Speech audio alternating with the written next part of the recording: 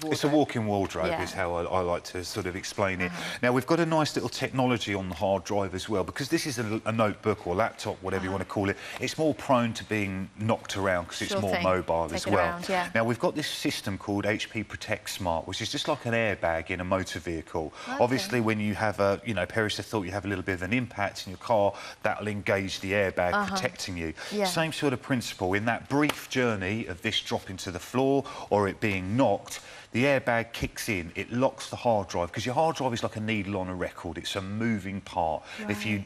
If you bang the record player, it will scratch the record. Same principle with your hard drive. We have this Protect Smart system that protects your precious memories, and you can't put a price on the cost of your Really photos. clever, you know, these little clips of Oscar. You know, in 10 years' time, I'm going to love to look at these. Perish the thought if anything else happened to them there. Yeah. Now, when we actually look at some of the actual connectivity side of this as well, Anna, we've got a wealth of connectivity.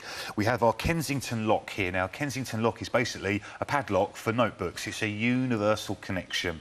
So if you are leaving this in an office or somewhere public or whatever, I'd never advise that anyway, but you've got the peace of mind to have that lock there built in. If your other half starts locking the computer, beware. Yeah, definitely. Why are you need to doing that? Start worrying. But they can. You've also got, obviously, your power connection. When you plug the power in, a little light comes on that tells you that it's getting power.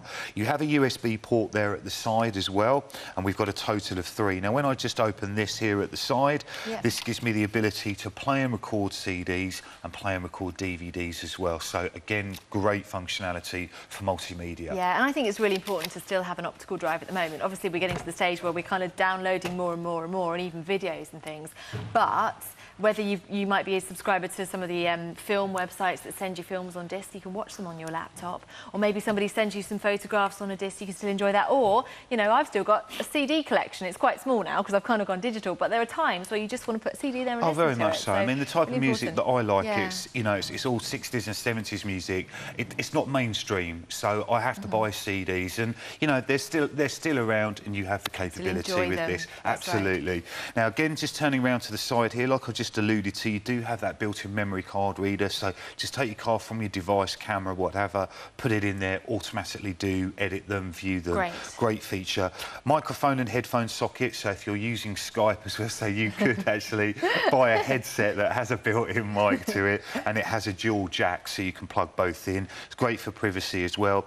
Two USB ports as well at the side. You have your HDMI, and as you can see, HDMI allows us to connect it to our big screen TV. You can have Skype conversations, you can view your photos, you can view catch-up TV just on a bigger screen. And having an HDMI connection gives you the ultimate in pitch quality as well. So that's really great. You've got a wired Ethernet connection there, so if you're not using wireless, which this has, you can plug a cable in to get onto the internet, and you do have a connection here if you wanted to connect a projector. Now, there's a really great feature on this, which I haven't had too much time to talk about, which I'll explain now. Now, I'm actually going to switch this computer off, not because I've had enough and I'm Am I boring you, Danny? Not at all, bless you. We've actually got an extra bit of software built into this notebook, which allows you to actually use many of the functions without even using Windows. So, obviously, you've got Windows 7 on this, all the things you're used to. Now, just where my finger is here, it's on the F5 key there. You've got this little picture of a globe. Now, if I press that, and then just place that down there. Now, let's sort of have a little mental countdown in our head here. About less than 10 seconds, you're going to be up and running to start viewing the internet, checking your email, seeing what the weather's like. Here we go.